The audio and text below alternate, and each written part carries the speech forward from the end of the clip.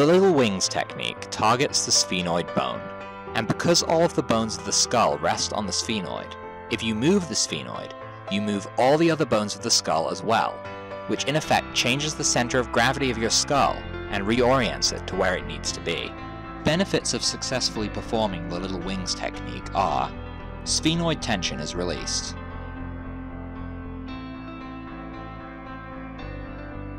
vertebrae positions are corrected, circulation to the brain improves, we see a decrease in tiredness,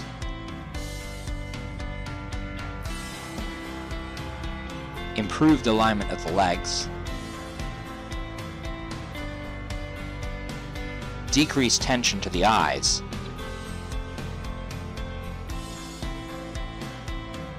and tension headaches disappear. In order to execute the little wings technique, set your ProSport 3 or Ultra device to acute mode, or your Avasia Life device to 60 Hz.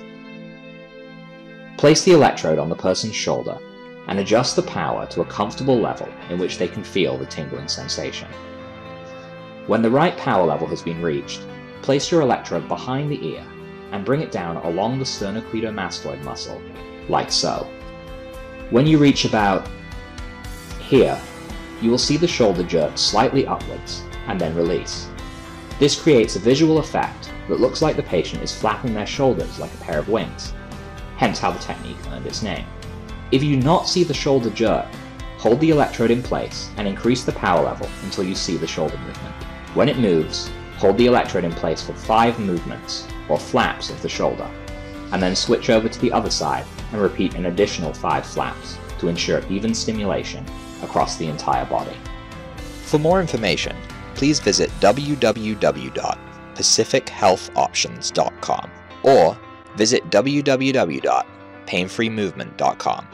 And don't forget to join us on Facebook at the Better Health Community.